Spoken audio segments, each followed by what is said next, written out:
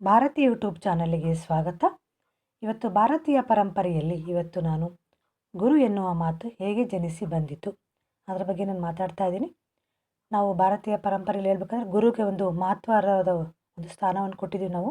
ಯಾಕಂದರೆ ಗುರು ಬ್ರಹ್ಮ, ಗುರು ವಿಷ್ಣು, ಗುರುದೇವೋ ಮಹೇಶ್ವರ, ಗುರು ಸಾಕ್ಷಾತ್ ಪರಬ್ರಹ್ಮ, ತಸ್ಮೈ ಶ್ರೀ ಗುರುವೇ ನಮಃ. ನಮ್ಮ ಈ ಪರಂಪರೆಯಲ್ಲಿ ಗುರು ಬ್ರಹ್ಮ, ಗುರು ವಿಷ್ಣು, ಗುರುದೇವೋ ಎಲ್ಲರಿಗಿಂತ ಮೇಲವಾದ ಸ್ಥಾನ ಅಂದರೆ ಗುರುಗಳದು ಅಂತಲೇ ಹೇಳ್ಬೋದು. ನಾವು ಭಾವನಾತ್ಮಕತೆಯಿಂದ ನೋಡಿದ್ರೆ ನಮ್ಮ ಸಂಪ್ರದಾಯ ಸಂಸ್ಕೃತಿಯಲ್ಲಿ ಗುರು ಎಂದರೆ ಪ್ರತ್ಯೇಕ ಸ್ಥಾನ ಉಂಟು. ಹೀಗಾಗಿ ನಾವು ಗುರುಗಳನ್ನು ಅತ್ಯಂತ ಗೌರವದಿಂದ ಕಾಣಬೇಕು. ನಮ್ಮ ವ್ಯಾಕರಣದಲ್ಲಿ ಛಂದಸ್ಸು ಎನ್ನುವ ಭಾಗ ಬರುತ್ತದೆ. ಅಲ್ಲಿ ನಮೂದಿಸುವ ಅಕ್ಷರದಲ್ಲಿ ಗುರು ಅಂದರೆ ಲಘು ಎನ್ನುತ್ತಾರೆ. ಹೀಗಾಗಿ ಗುರು ಎನ್ನುವ ಪದ ಈ ರೀತಿ ರೂಢಿಗೆ ಬಂದಿತು. ಗುರು ಎಂದರೆ ಉಪಾಧ್ಯಾಯ, ತನ್ನ ಶಿಷ್ಯಂದಿರನ್ನು ಭವಿಷ್ಯದಲ್ಲಿ ರೂಪಿಸುವ ಮಹೋನ್ನತಿ ವ್ಯಕ್ತಿ ಎಂದರೆ ಎಂದು ಹೇಳಲಾಗುತ್ತದೆ. ನಾವು ವಾಸ್ತವಿಕತೆ ನೋಡಿದ್ರೆ ಗುರು ಇಲ್ಲದಿರುವ ಕಾಲ ಇರಲೇ ಇಲ್ಲ.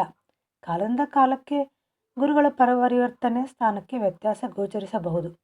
ಆದರೆ ಗುರು ಎಂದರೆ ಅಂದಿಗೂ ಇಂದಿಗೂ ಎಂದೆಂದಿಗೂ ಗೌರವ ಹೋಗುವುದಿಲ್ಲ. ಗುರುಗಳ ಜ್ಞಾನ ನೀಡುವ ದೇವರು ಎನ್ನಬಹುದು. ಗುರುವಿನ ಸ್ಥಾನಕ್ಕೆ ಸಮಸಾಟಿ ಬೇರೆ ಯಾವುದೂ ಇಲ್ಲ. ಪ್ರತಿಯೊಬ್ಬ ವಿದ್ಯಾರ್ಥಿಯು ತನ್ನ ಗುರುವಿಗೆ ವಂದನೆ ಸಲ್ಲಿಸಬೇಕು.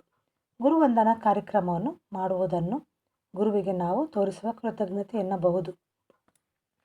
ನಾವು ವೈಚಾರಿಕತೆಯಿಂದ ನೋಡಿದ್ರೆ ಅನಾದಿ ಕಾಲದಿಂದಲೂ ನಾವು ಒಂದು ವಿದ್ಯಾಭ್ಯಾಸವನ್ನು ಮಾಡಲು ಬೇಕಾಗಿರುವ ಮುಖ್ಯ ವ್ಯಕ್ತಿ ಎಂದರೆ ಗುರುವಿನ ಹಿತವಚನ, ಉಪದೇಶ, ಕಲಿಸುವ ಪ್ರಕ್ರಿಯೆ. ಗುರುವಿನಿಂದ ಜಗತ್ತು ವಿದ್ಯಾಕ್ಷೇತ್ರ ಬೆಳಕು ಕಂಡಿದೆ ಎಂದರೆ ತಪ್ಪಾಗುವುದಿಲ್ಲ.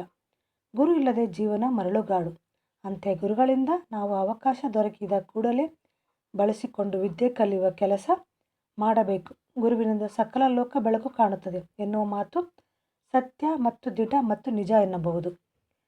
ನಿಮಗೆ ಈ ಯೂಟ್ಯೂಬ್ ಇಷ್ಟ ಆಗಿದ್ದಲ್ಲಿ ಮುಂದಿನ ನಿಮ್ಮ ಫ್ರೆಂಡ್ಸಿಗೂ ಕೂಡ ಶೇರ್ ಮಾಡಿ.